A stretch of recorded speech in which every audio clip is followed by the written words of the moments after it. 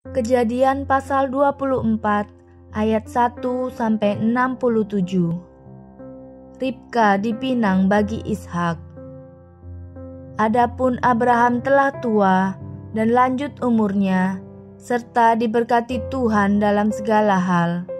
Berkatalah Abraham kepada hambanya yang paling tua dalam rumahnya, yang menjadi kuasa atas segala kepunyaannya, katanya, "Baiklah, letakkan tanganmu di bawah pangkal pahaku, supaya aku mengambil sumpahmu demi Tuhan, Allah yang empunya langit dan yang empunya bumi, bahwa engkau tidak akan mengambil untuk anakku seorang istri dari antara perempuan Kanaan yang di antaranya aku diam. Tetapi engkau harus pergi ke negeriku dan kepada sanak saudaraku untuk mengambil seorang istri bagi Ishak anakku."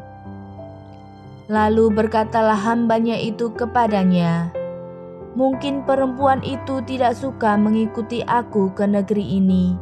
Haruskah aku membawa anakmu itu kembali ke negeri dari mana tuanku keluar?" Tetapi Abraham berkata kepadanya, "Awas, jangan kau bawa anakku itu kembali ke sana. Tuhan, Allah yang empunya langit, yang telah memanggil aku dari rumah ayahku, serta dari negeri sanak saudaraku, dan yang telah berfirman kepadaku, serta yang bersumpah kepadaku demikian, kepada keturunanmu lah akan kuberikan negeri ini. Dialah juga akan mengutus malaikatnya berjalan di depanmu, sehingga engkau dapat mengambil seorang istri dari sana untuk anakku. Tetapi jika perempuan itu tidak mau mengikuti engkau, maka lepaslah engkau dari sumpahmu kepadaku ini. Hanya saja, janganlah anakku itu kau bawa kembali ke sana." Lalu hamba itu meletakkan tangannya di bawah pangkal paha Abraham tuannya dan bersumpah kepadanya tentang hal itu. Kemudian hamba itu mengambil 10 ekor dari unta tuannya dan pergi dengan membawa berbagai-bagai barang berharga kepunyaan tuannya. Demikianlah ia berangkat menuju Aram Mesopotamia ke kota Nahor. Di sanalah disuruhnyalah unta itu berhenti di luar kota dekat suatu sumur pada waktu petang hari, waktu perempuan-perempuan keluar untuk menimba air. Lalu berkatalah ia, "Tuhan, Allah tuanku Abraham, buatlah kiranya tercapai tujuanku pada hari ini. Tunjukkanlah kasih setiamu kepada tuanku Abraham. Di sini aku berdiri di dekat mata air, dan anak-anak perempuan penduduk kota ini datang keluar untuk menimba air. Kiranya terjadilah begini, anak gadis, kepada siapa aku berkata, 'Tolong miringkan buyungmu itu supaya aku minum,' dan yang menjawab, 'Minumlah, dan unta-untamu juga akan kuberi minum.' Dialah kiranya yang kau tentukan bagi hambamu Ishak, maka dengan begitu akan ku ketahui bahwa engkau telah menunjukkan kasih setiamu kepada tuanku itu." Sebelum ia selesai berkata, maka datanglah Ribka yang lahir bagi Betuel, anak laki-laki Milka, istri Nahor, saudara Abraham. Buyungnya dibawanya di atas bahunya. Anak gadis itu sangat cantik parasnya, seorang perawan, belum pernah bersetubuh dengan laki-laki. Ia turun ke mata air itu dan mengisi buyungnya, lalu kembali naik. Kemudian berlarilah hamba itu mendapatkannya serta berkata, "Tolong beri aku minum air sedikit dari buyungmu itu." Jawabnya, "Minumlah Tuan." Maka segeralah diturunkannya buyungnya itu ke tangannya, serta diberinya dia minum.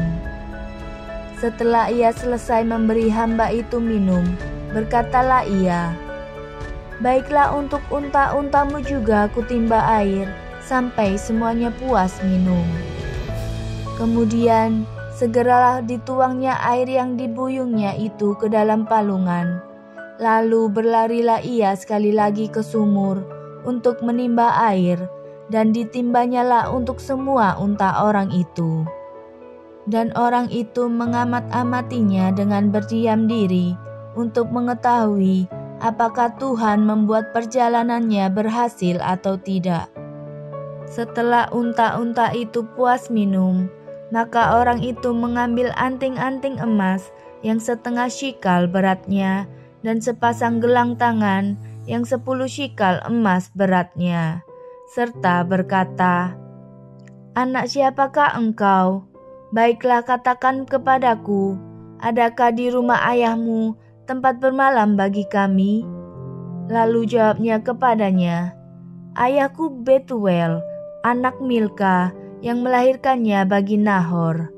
Lagi kata gadis itu, "Baik jerami, baik makanan unta, banyak pada kami, tempat bermalam pun ada." Lalu berlututlah orang itu dan sujud menyembah Tuhan, serta berkata, "Terpujilah Tuhan, Allah Tuanku Abraham, yang tidak menarik kembali kasih-Nya dan setianya dari tuanku itu.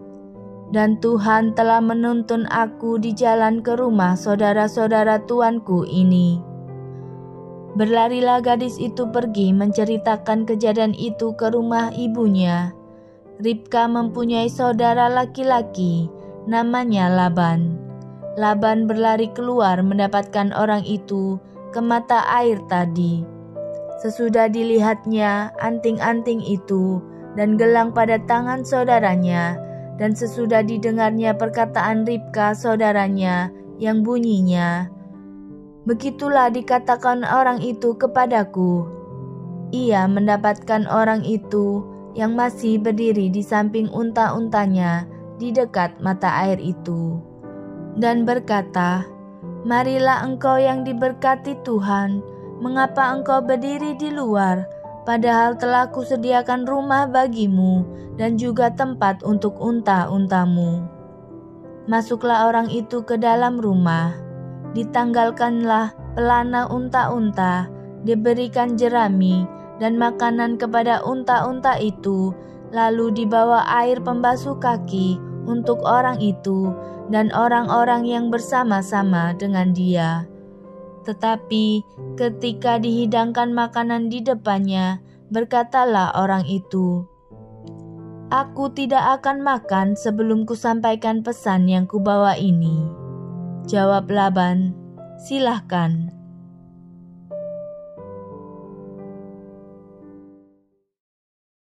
Lalu berkemaslah Ribka beserta hamba-hambanya perempuan, dan mereka naik unta mengikuti orang itu. Demikianlah hamba itu membawa Ribka, lalu berjalan pulang.